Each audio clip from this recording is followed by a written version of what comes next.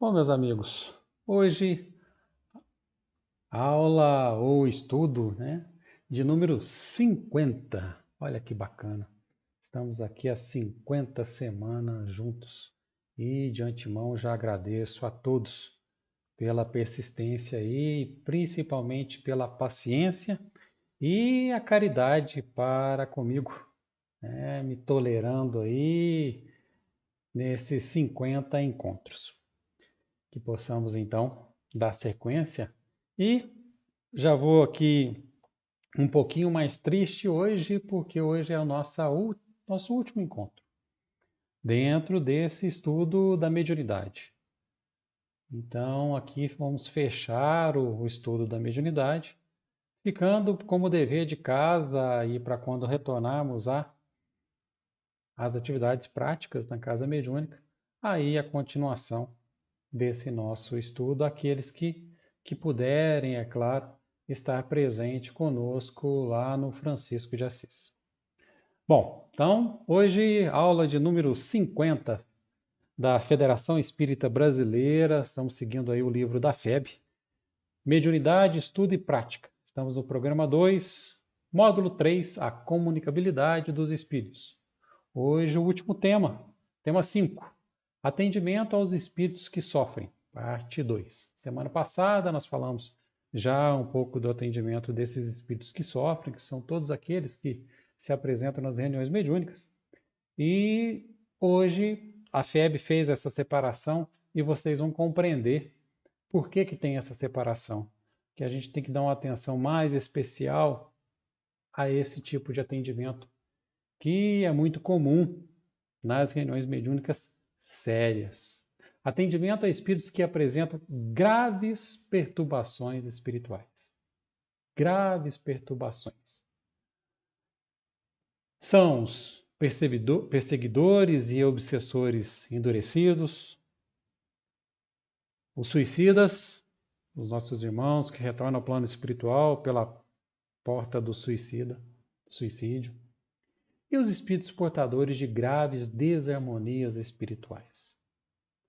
É muito importante a gente pontuar aqui que esses espíritos não se tornaram perseguidores, obsessores, portadores de graves desarmonias. É uma continuação do que são aqui no plano encarnado.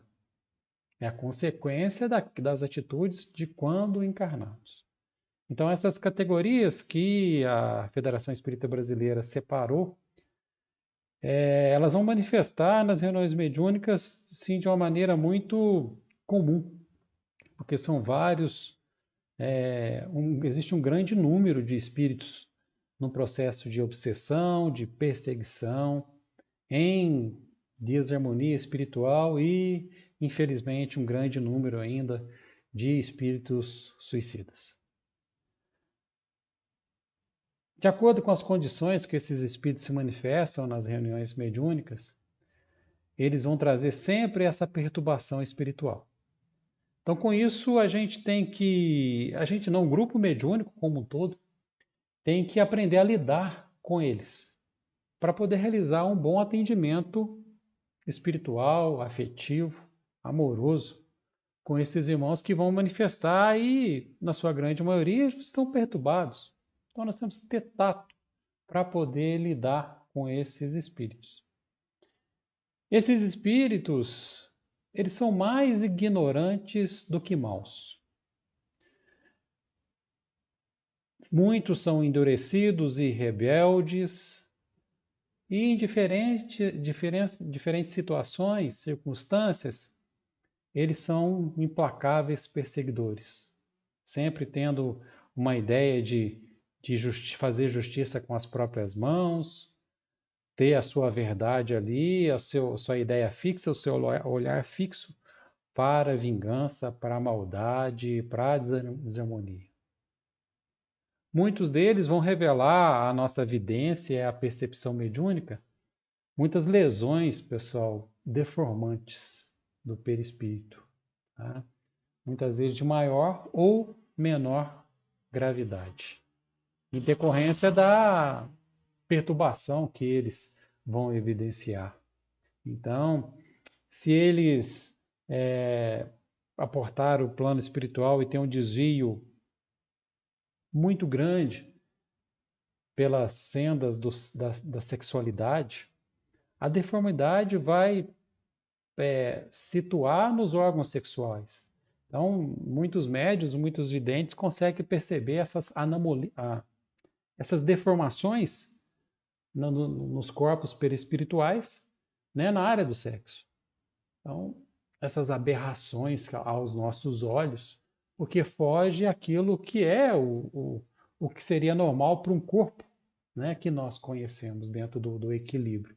E isso vem numa uma perturbação e o sentimento de culpa, de cobrança, de remorso, vai potencializar essa deformidade. Então, muitos vão apresentar essas lesões que vão deformar o perispírito, que vão demandar muitas vezes até outras reencarnações para que aquela deformidade do perispírito seja curada, seja cessada.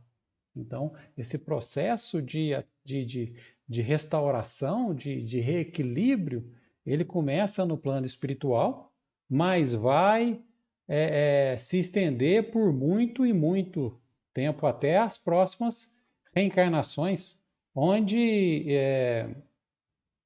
a espiritualidade vai programar para que aquele espírito se molde de novo, digamos assim, o seu corpo para que ele possa voltar à forma, né, dita normal. Emmanuel vai denominar esses espíritos como os nossos irmãos problema. Irmãos problema. E lá no livro Seara dos Médios, Emmanuel vai falar para a gente o seguinte: ele, ele nos diz que é possível conhecer esses irmãos problema de perto. Eles vão surgir quase sempre na categoria de loucos e desmemoriados. Muitas vezes entre a negação e a revolta. São criaturas desencarnadas, espíritos.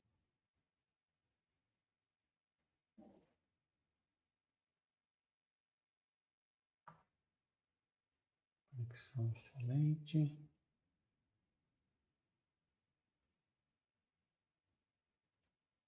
Tentando voltar, pessoal. Tentando voltar.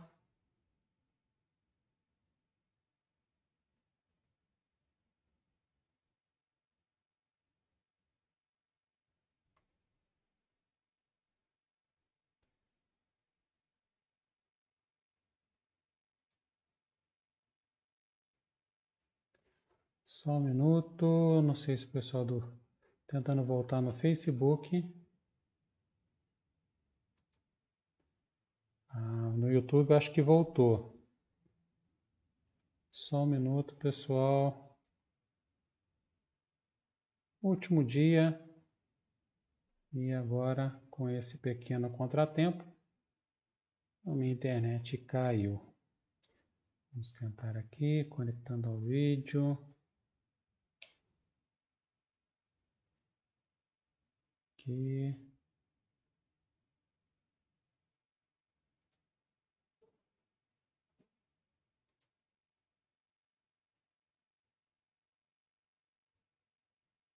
Obrigado, Ronaldo, da Onyx Fontes. Voltou no YouTube, estou voltando no Facebook também, gente. Me perdoe, mas a minha internet caiu. E agora estou retornando com ela aqui. Acredito que tenha voltado. Vou colocar meu retorno aqui. Mas vamos ver.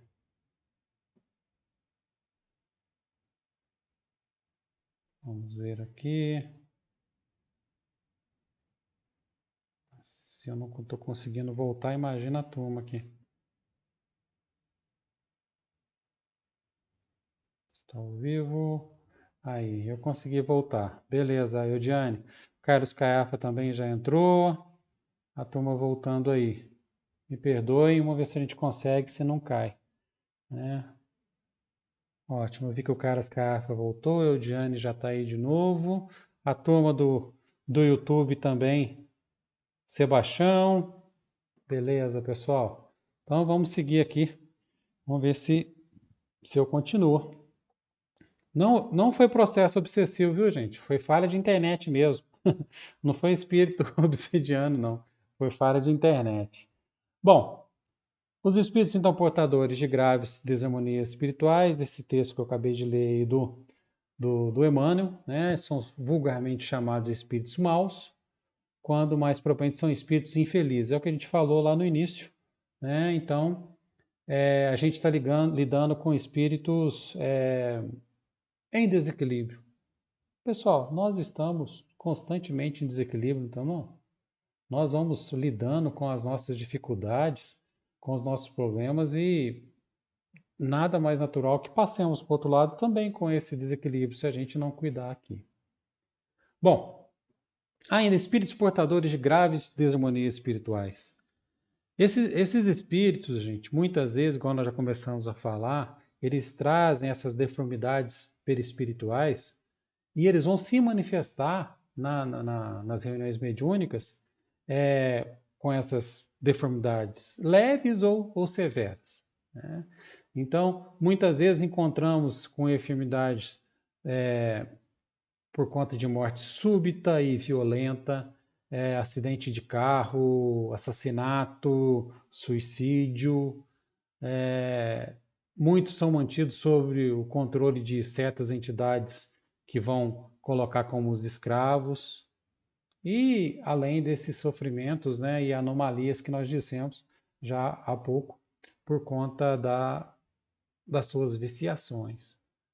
Então, o grupo mediúnico tem que atendê-los convenientemente, libertando ele das suas fixações mentais, né, para que essas lesões possam desaparecer e a harmonia voltar, né?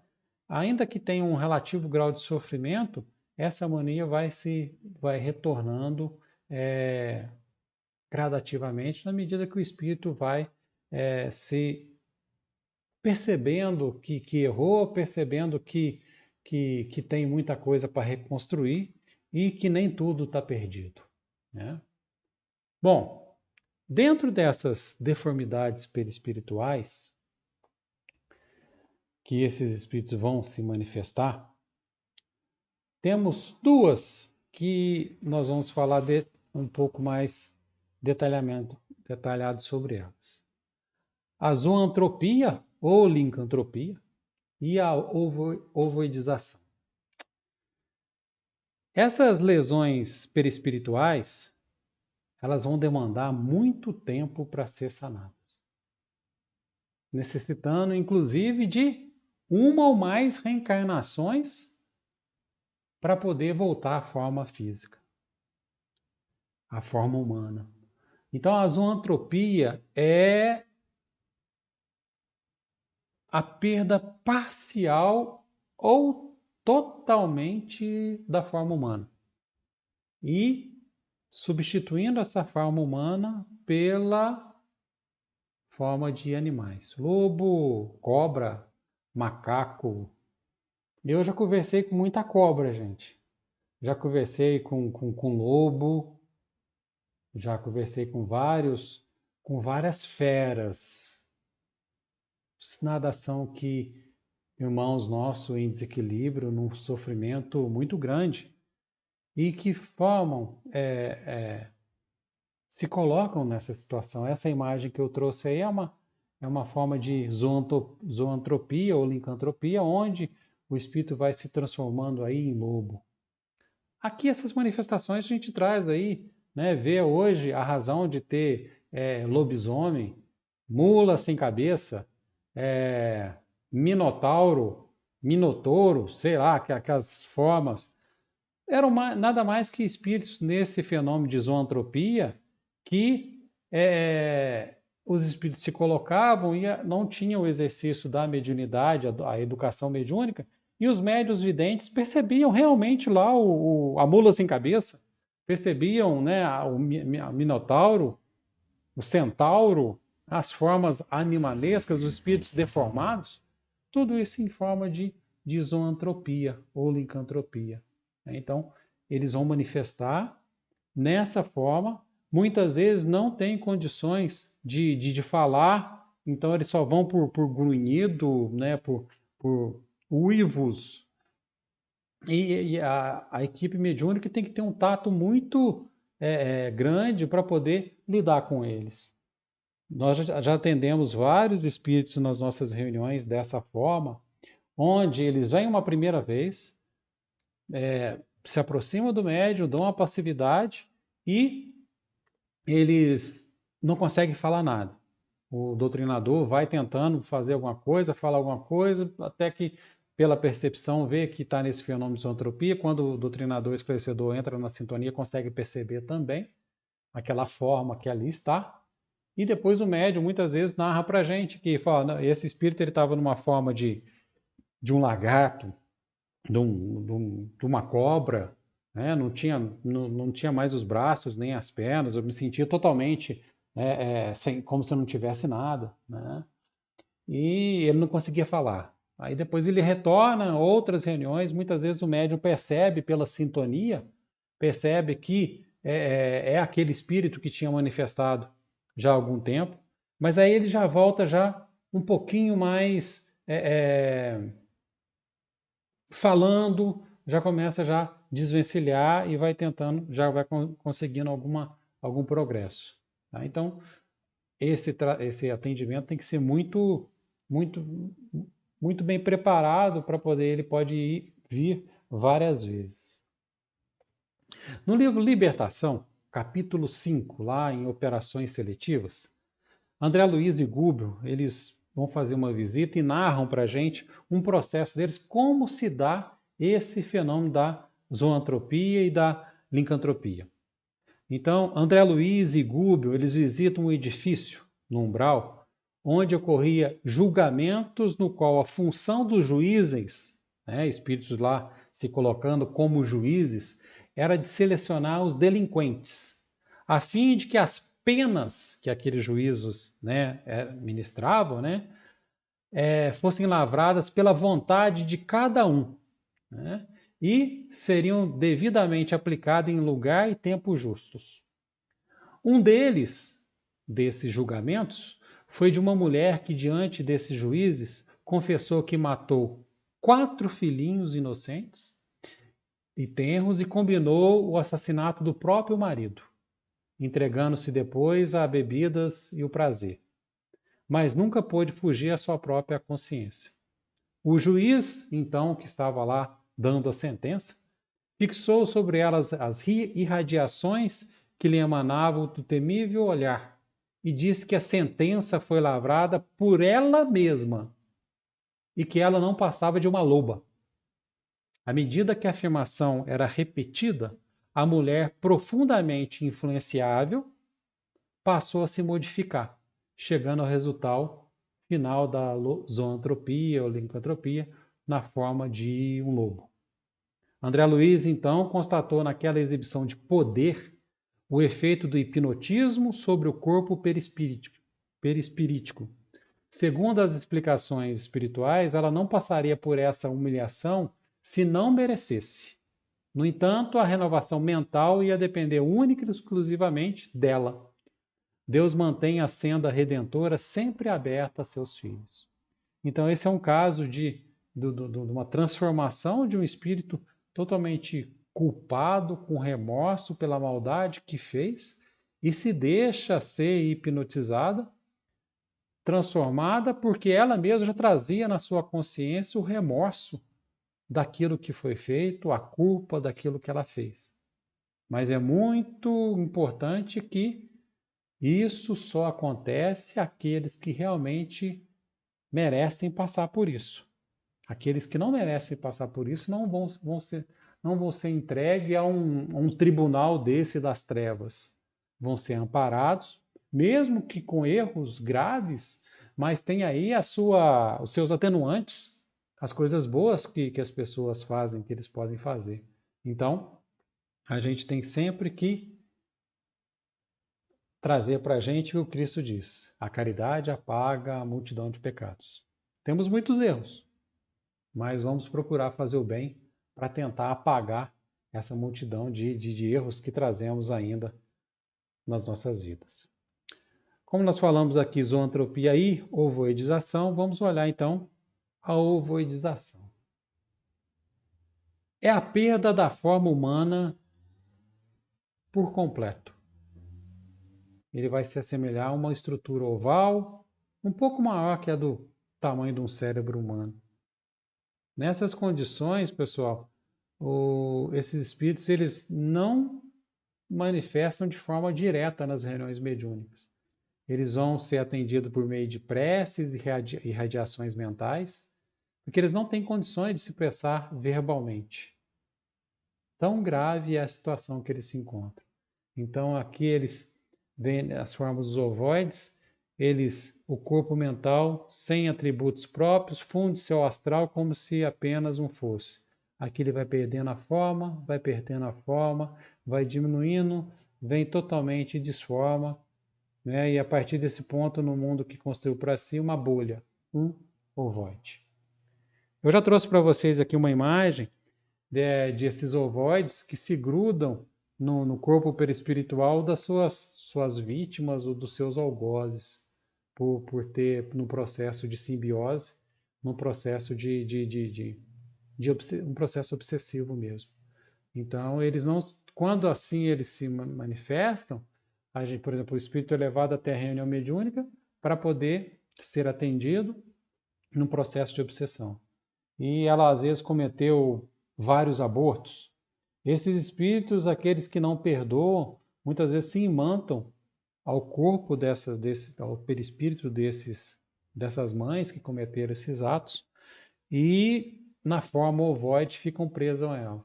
Quando os espíritos conseguem se aproximar dessa forma, mesmo que sem forma, disforme, eles conseguem perceber todo o pensamento, todo o sentimento. Tudo que aquele espírito, aquele ser individualizado, que ainda ele só perdeu a forma, o contorno da forma do corpo, mas o indivíduo ainda continua ali, com toda a sua essência.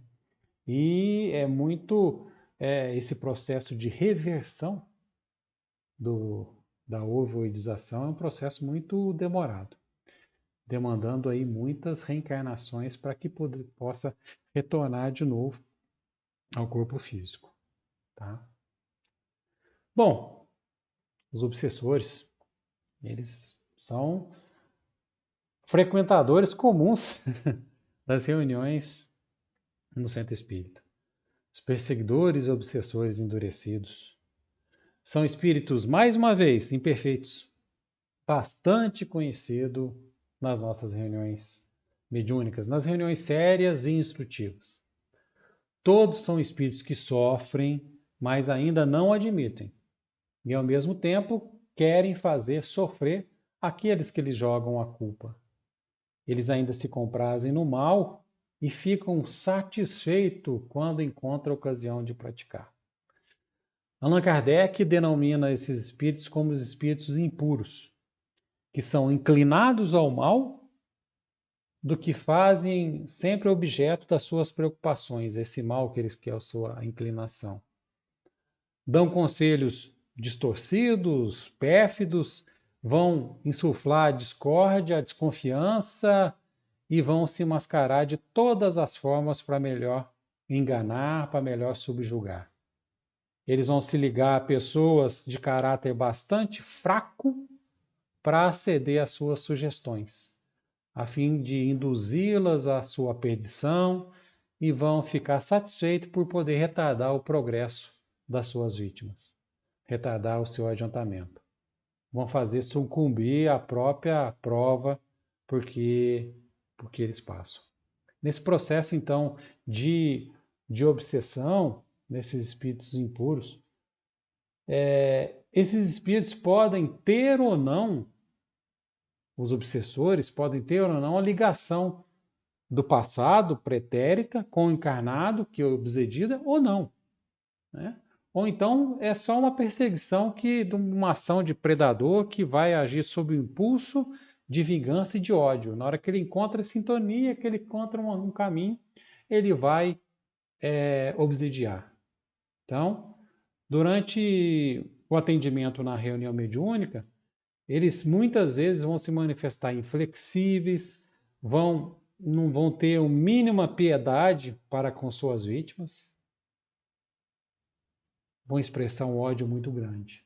Então, os componentes do grupo mediúnico, principalmente o doutrinador, o esclarecedor e o médium que está por eles manifestando, tem que tratá-lo com firmeza, aliado à bondade, né? E não se deixando enganar pela esperteza, porque são ótimos argumentadores, né?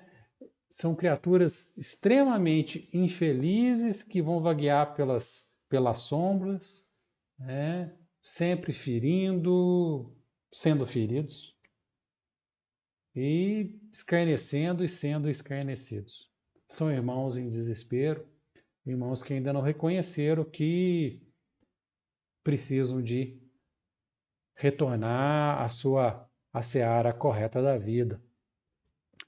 Quando esses espíritos permanecem irredutíveis, né, caso eles permaneçam irredutíveis na reunião mediúnica e a gente não consiga fazer com que ele desperte ou que ele abandone ou desista desse processo, quando for feito todos os processos de tentativa, o esclarecedor tem que, já que ele está em sintonia com o plano espiritual, com os mentores, tem que propor ele intuitivamente rever os acontecimentos da época que eles ocorreram. Porque o obsessor, muitas vezes, ele só vê do seu foco, né? A gente costuma brincar que o lobo mau sempre vai ser mau porque a gente só escuta a história do Chapeuzinho Vermelho, não é isso? Nunca ninguém. Vocês já escutaram a história do lobo mau? A versão dele? Eu nunca vi a versão do lobo mau. Só a versão do Chapeuzinho Vermelho. Não dá para saber se o lobo mau é mau mesmo, não, gente. É claro que é uma fábula, mas quando a gente consegue fazer com que aquele espírito obsessor que está ali fazendo justiça com as próprias mãos, consegue fazer com que ele retorne ao passado e, através de uma tela fluídica que é colocado pelos nossos amigos do plano espiritual, né, que é denominado de condensador ectoplasmático, ele consegue perceber tudo aquilo que ele fez, né, que ele é responsável por grande parte do que ele está passando. Isso dá um choque muito grande nesses espíritos e muitas vezes consegue despertá-los, mostrar que eles não estão totalmente certos, que eles têm sim a sua parcela de culpa. Mesmo que o outro tenha causado um grande mal a ele, eles têm sim a sua parcela de culpa e eles cavaram isso para as suas vidas. Então, a espiritualidade vai auxiliar e retornar a sua memória integral daquilo que aconteceu. Isso é muito comum nas reuniões sérias e instrutivas, porque é nesse processo de autoconhecimento que um processo de obsessão começa a ser solucionado, gente. Aqui eu friso bem, começa a ser solucionado. A gente não vai conseguir, numa reunião mediúnica, num 15 minutos de conversa, fazer com que aquele espírito transforme de água para vinho e perdoe. Não. Não, isso não acontece. Isso é ilusão. O que acontece é um início de tentativa de perdão, o início de arrependimento, o início de reconhecimento, onde aquele espírito vai, num caminho árduo e longo, retornar e conseguir perdoar. É claro que muitas vezes esses espíritos parece que a gente conseguiu esclarecê-lo e ele realmente perdoou naquela reunião. Mas aquela reunião muitas vezes não é a primeira dele, mas sim um processo que veio só para ele finalizar e perdoar. Então a gente tem que. Senão a gente pode se tornar um grupo. Nosso grupo é fera. Nós conseguimos aí doutrinar e processo obsessivo com a gente não tem vez. Nós conseguimos dobrar todos. Cuidado! Cuidado que isso não existe. Não existe milagre. O que existe é construção. O que existe é merecimento. E nós, médios, somos simples trabalhadores. Simples coadjuvantes no processo de restauração de cada irmão que manifesta à nossa frente. Os participantes também do grupo mediúnico, né, nós temos que ter certa atenção a certas técnicas obsessivas utilizadas pelos obsessores. Gente, os obsessores, eles têm técnicas obsessivas de hipnose que pode, associada ao magnetismo, pode atrapalhar e desequilibrar o grupo mediúnico. E vários poderosos magnetizadores e hipnotizadores, eles têm um domínio muito grande sobre suas vítimas. Por que eles vão ter? Não vão manipular o sentimento de culpa, de remorso guardado no íntimo de cada participante ali da reunião, onde ele pode acessar muitas vezes o passado pela sua perspicácia, pelo seu magnetismo, pela sua hipnose, e pode cavar armadilhas para o agrupamento mediúnico. Então nós temos que tomar cuidado com essas técnicas obsessivas, onde estiver caindo num processo desse, né, a gente despertar e ir para um outro caminho. André Luiz, no livro Desobsessão, nós destacamos isso aqui, que é muito importante esse atendimento aos obsessores, porque ele frisa, né, igual eu já falei, que nem sempre a desobsessão consiste em desfazer o processo obsessivo, porque não é de um lado só, né, de imediato, porque tem várias coisas entrelaçadas. A separação do obsediado e obsessor deve ser bem lento. E olha, tem várias vezes que nós já, não só no meu grupo mediúnico, mas em outros, onde o espírito que estava obsediando já foi embora, já, como diz a turma, já deu linha, né? Mas o obsediado está ali chamando ele. Volta, volta, estou com saudade do meu obsessor. Já manifesta, gente, eu já deixei esse sujeito faz tempo que eu não estou junto dele. Mas o obsidiado nessa teia de atração, né, desse magnetismo e até mesmo de autoculpa, acaba atraindo novamente. E se aquele espírito não estiver realmente perdoado de coração, quebrado no círculo vicioso, ele retorna. Então o processo obsessivo ele é bem lento. A manifestação de espíritos viciados, né, também é muito comum nas reuniões mediúnicas. O atendimento, então, pelo diálogo, né, o esclarecimento, ele vai exigir uma preparação doutrinária e, principalmente, a habilidade do doutrinador para lidar com esses espíritos que ainda estão sob dependência química, sob a sensação física que lhes produzem prazer, né? Mesmo que estando desestruturadamente desequilibrados, né, com seu psiquismo totalmente, né, desajustado. E aqui a gente frisa o seguinte, não é só pelo vício do álcool, da droga, do fumo, da gula, se assim podemos dizer, mas também relacionado à sexualidade mal conduzida. Nós ainda temos um tabu muito grande com relação a sexo, gente. Muito grande. Se fala em sexo, em cada um de nós acende aí uma luz vermelha, seja algum tipo de ainda coisa mal resolvida dentro de nós. Mas o que a gente tem que tentar é o desequilíbrio sexual.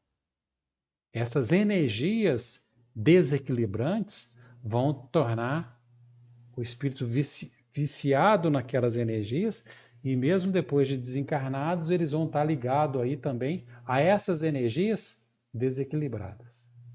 Então, motéis, prostíbulos, onde tem muita droga, né? Esse o desequilíbrio nunca tem só os encarnados ali, viu, gente? Tem muita gente junta, ali sorvendo daquela energia. Exatamente como está essa imagem aí. Exatamente essa imagem. O sujeito está bebendo, está fumando, junto com ele. Uma dupla que não vai querer, esse espírito que está aí não vai querer ir embora nunca. Ele vai querer que esse sujeito cada vez mais beba mais, fume mais, pratique mais sexo, para que ele possa sorver dessa energia. No livro Ação e Reação, André Luiz diz que a obsessão vai apresentar várias faces e facetas que o estudioso, né, espírita tem que conhecer. Entre os obsessores, alguns vão se destacar pela sua astúcia e habilidade de aplicar técnicas e recursos obsessivos. E que no plano espiritual, nas trevas, muitos espíritos aprendem essas técnicas nas chamadas escolas de vingadores. Olha que coisa mais doida! Escola de vingadores, onde espíritos já imbuídos na maldade, no desequilíbrio, eles vão aprender a lidar com essas energias para poder utilizá-las ao seu bel prazer para fazer justiça com suas próprias mãos ou, nesse caso de viciações, saber utilizar como sorver a energia do encarnado. É um processo muito complexo, gente, muito complexo. Nossos irmãos suicidas, espíritos suicidas. Nem todos os suicidas são ou devem ser catalogados como almas portadoras de graves desequilíbrios. Há aqueles que realmente trazem o efeito produzido no próprio psiquismo e, consequentemente, no perispírito. Nós podemos afirmar que todos os suicídios são vítimas do próprio engano, na tentativa de fugirem das aflições. Vamos guardar isso? Todos os suicidas são vítimas do próprio engano. Do próprio engano. Não é do engano do outro, do próprio engano. Na tentativa de fugir das suas aflições. É muito complicado a gente atender esse tipo de irmão, porque é um sofrimento muito grande. No livro Consolador, é dito que esses suicidas, eles continuam experimentando os padecimentos físicos da última hora terrestre. Então, quando o médium dá passividade a um espírito desse, que aportou ao plano espiritual com as portas, pelas portas do suicídio, eles vão sentir a dor do ato que aquele companheiro praticou.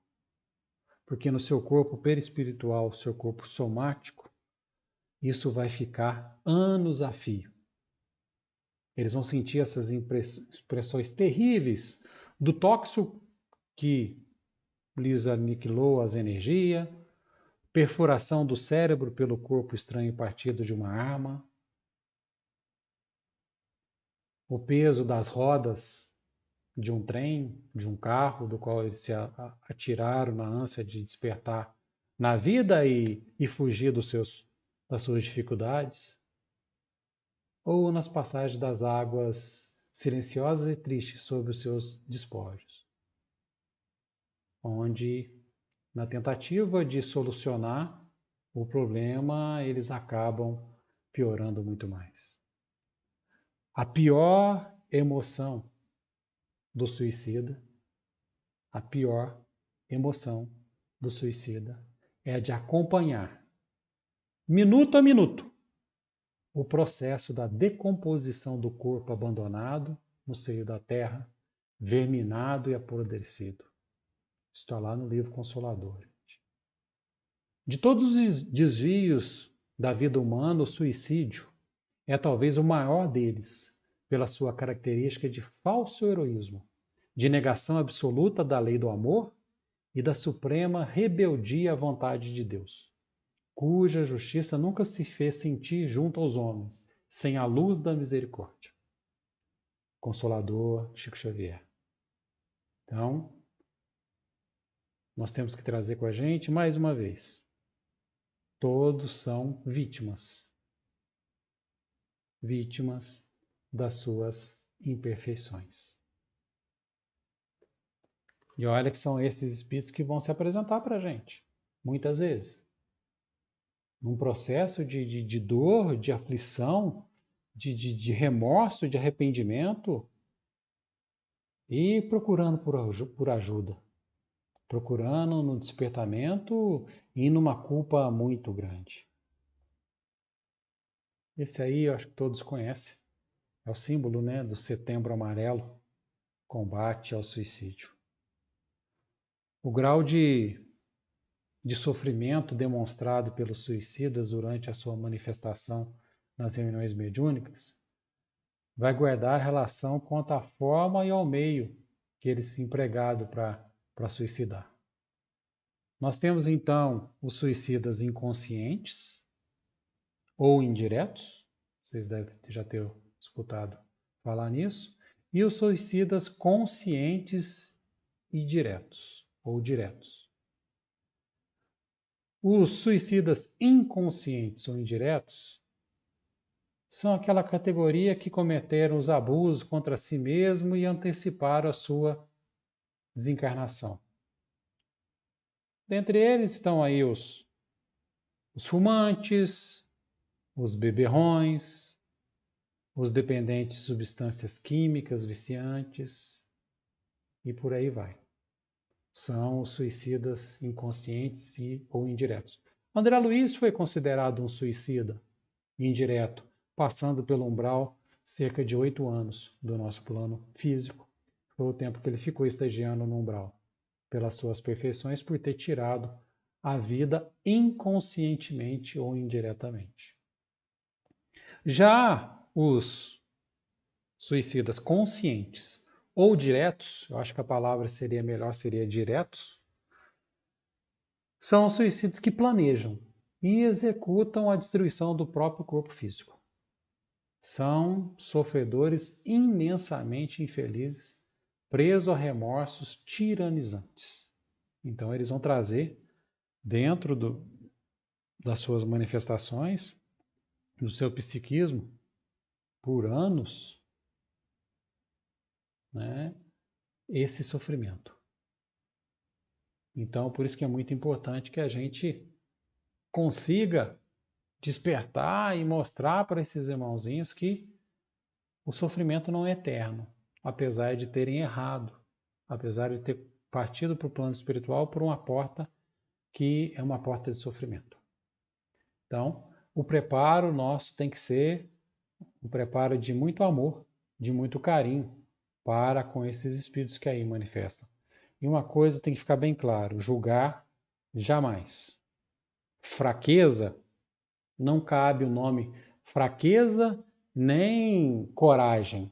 Não cabe nenhuma das duas a um ato desse. O único ato que cabe é o que nós já falamos. São vítimas do próprio engano na tentativa de fugir das suas aflições. Aqui eu deixo mais um livro para vocês. Agora seria de muita importância aqueles que vão lidar com os espíritos nas suas reuniões, ler esse livro, Memórias de um Suicida, da médium Ivônia Amaral Pereira. É uma conterrânea nossa aqui de Minas Gerais, ela é de Lavras. É uma leitura imprescindível para todos aqueles que desejam compreender a mente e o sofrimento dos suicidas, assim como a melhor forma de auxiliá-los. Esse livro, gente, eu já falei aqui e vou repetir, ele já evitou muito suicídio. Muito suicídio. Conhecemos vários relatos onde as pessoas só não tiraram a própria vida porque leram a experiência do Camilo de Castelo, né? Camilo Cândido Botelho, né? Nessa obra. Então, se vocês, né, puderem, é um livro bem forte de se ler, mas é muito instrutivo para todos que já passaram por tudo isso que nós falamos. Não vai ter novidade no sentido de teoria da mediunidade, do plano espiritual. Vocês vão ver um exemplo prático de um processo de suicídio, de recuperação, de retorno né, onde a gente percebe que o inferno realmente não é eterno. Cometemos erros sim, mas a espiritualidade maior, Deus na sua infinita bondade, sempre nos abre portas para que a gente possa retornar ao caminho da porta estreita. Bom, queridos amigos, chegamos ao final do nosso estudo. Sobre mediunidade. Aqui nessas 50 semanas eu tentei passar para vocês tudo aquilo que eu conheço, que eu vivenciei e que vivencio ainda nos nossos atendimentos e pretendo, se Deus quiser e permitir, continuar trabalhando nas reuniões e cada vez mais colocando o útil na seara do nosso Mestre Jesus e da espiritualidade maior, para que a gente possa realmente fazer um pouquinho que nos cabe. Nós já recebemos demais, muito mais do que a gente merece. Então, nada mais justo que a gente estenda a mão para os outros. Aqui não é um curso de formação de pessoas perfeitas, de médios perfeitos, não. Tem nada disso. É só uma diretriz de como seguir as nossas vidas, de como a gente pode se tornar pessoas melhores, colocando do mesmo tamanho daquelas que aos nossos olhos cometeram erros gravíssimos. Fazer o papel do que o Cristo fez com a gente. Se abaixar da mesma altura nossa, sem julgar, mas elevar o outro para que o outro se torne capaz de voltar a caminhar com as suas próprias pernas.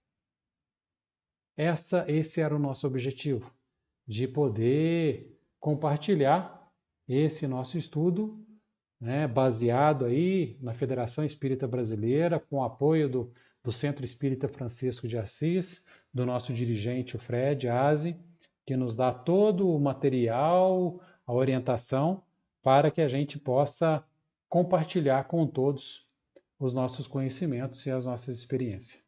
Então, aqueles que puderem estar presente conosco assim que a gente puder abrir as portas novamente, né, no atendimento presencial, vai ser um prazer recebê-los no Francisco de Assis e tentar colocar em prática todo esse ensinamento dessas 50 semanas que estivemos juntos.